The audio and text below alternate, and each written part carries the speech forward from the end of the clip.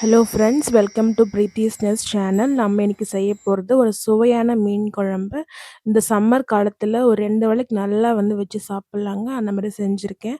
மசாலா அரைக்க ஒரு 2-3 பொருட்கள் எப்படின்னு செய்யலான்னு பார்த்துக்கலாம். ஃபஸ்ட்டு 2 ஸ்பூன் கடலப்பருப்பு, 2 ஸ்பூன் ஜீரகம், 1 ஸ்பூன் பெப்பர் எடுத்துக்கோங்க. அதுக்கப்புறம் நல்லா லைட்டாக வதங்கின பிறகு ஒரு 2 பச்சை மிளகாய் ஆட் பண்ணிக்கோங்க ஃப்ரெண்ட்ஸ். அதை ஆட் பண்ணால் லைட்டாக பொன்னிறமாக வந்த உடனே நம்ம உரிச்சு வச்சிருக்க 4, 5 இல்லைன்னா ஒரு 10 பல் பூண்டு எடுத்துக்கோங்க. அப்புறம் சின்ன வெங்காயம் ஒரு 8 எடுத்துக்கோங்க. அந்த மாதிரி ஆட் பண்ணிக்கோங்க ஃப்ரெண்ட்ஸ். ஒரு நல்ல ஒரு கார சுவைக்காக 2 வரமிளகாய் எடுத்துக்கோங்க ஃப்ரெண்ட்ஸ். நல்லா சிம்மில் வச்சு வதக்கி விட்டுக்கோங்க ஃப்ரெண்ட்ஸ். தக்காளி பழம் எப்படி எடுத்துக்கிறீங்கன்னா, ஓரளவு ரொம்ப பழமாக இல்லாமல் ஓரளவு மீடியம் சைஸ் பழமாக எடுத்துக்கோங்க.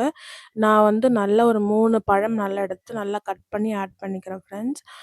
நல்லா மிக்ஸி ஜாரில் நல்லா ஸ்மூத்தாக அரைச்சிக்கோங்க. இது ஒரு 2 ஒரு 10 நிமிஷம் நல்லா ஆற விட்டு அரைச்சிக்கோங்க. ரொம்ப சூட்டில் அரைக்க வேண்டாம். நல்லா அரைச்சி வச்சுக்கோங்க ஒரு சைடில். அதுக்கப்புறம் நம்ம குழம்பு தாளித்து விட்டுடலாம் வாங்க ஃப்ரெண்ட்ஸ். நல்ல ஒரு குழி கடாயில் எடுத்துக்கோங்க ஃப்ரெண்ட்ஸ். ஒரு 4 தேக்கரண்டி எடுத்துக்கோங்க. நல்லெண்ணெய் எடுத்துக்கோங்க. நல்லெண்ணெய் இல்லைன்னா ஒரு சமையல் எண்ணெய் எடுத்துக்கோங்க. எடுத்துட்டு ஒரே ஒரு ஸ்பூன் கடுகு எடுத்துக்கோங்க ஃப்ரெண்ட்ஸ். நல்லா பொரிய விட்டுட்டு ஒரு 1/2 ஸ்பூன் சீரகம் போதும். அதுக்கப்புறமா வெந்தயமும் 1/2 ஸ்பூன் போதும். நம்ம அரைச்சி விட்டுருக்கோம் ஆல்ரெடி. அதுக்கப்புறம் ஒரு 4-5 சின்ன வெங்காயம் ஆட் பண்ணிவிட்டு ஒரே ஒரு கொத்து கருவேப்பிலை எடுக்க ஆட் பண்ணிக்கோங்க. நல்லா பொரிய விட்டுட்ட பிறகு நம்ம அரைச்சி வச்சிருக்க அந்த ஃப்ரெஷ் மசாலா பேஸ்ட் அப்படியே ஆட் பண்ணிக்கோங்க ஃப்ரெண்ட்ஸ். அந்த தண்ணி லைட்டாக மிக்ஸி ஜாரில் அலசி ஊற்றிக்கோங்க. ஒன்றும் பிரச்சனை இல்லை. அதை ஆட் பண்ணலனாலும் ஒன்றும் பிரச்சனை இல்லை ஃப்ரெண்ட்ஸ். நல்லா கலரி விட்டுக்கோங்க.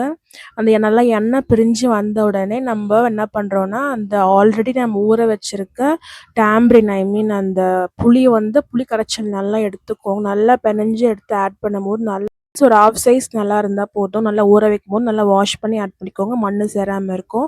நல்லா கலந்து விட்டுக்கோங்க ஃப்ரெண்ட்ஸ். நான் இது உப்பு எப்படி போடுறேன்னா, ஒரே ஒரு 2 கல் மட்டும் போடுறேன். 2 ஸ்பூன் கல் உப்பு ஆட் பண்ணிக்கிறேன். ஏன்னா நம்ம வாஷ் பண்ணும்போது கொஞ்சமாக போட்டு ஆட் பண்ணியிருப்போம். அதனால 2 ஸ்பூன் கல் போதும்.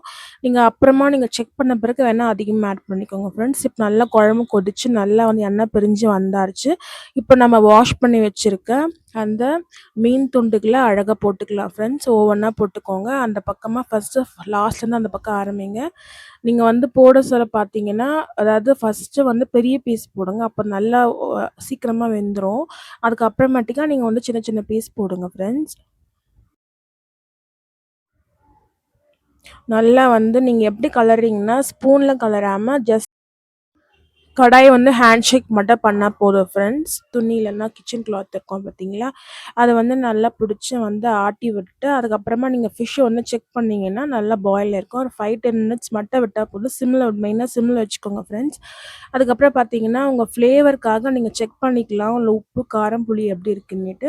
நான் எப்பவுமே இந்த பச்சை மிளகாய் மேலாப்பில் தூவி பழக்கம். அது மாதிரி நீங்கள் போட்டிங்கன்னா நல்லா ஒரு அட்ஜஸ்டபிள் கன்சிஸ்டன்சி நல்லா கிடைக்கும் ஃப்ரெண்ட்ஸ். அதுக்கப்புறமா மேலே எண்ணெய் பிரிஞ்சு வந்தப்போ நீங்கள் நல்லா ஃபுல் ஃப்ளேம் வச்சுட்டு ஆஃப் பண்ணிவிடுங்க ஃப்ரெண்ட்ஸ்.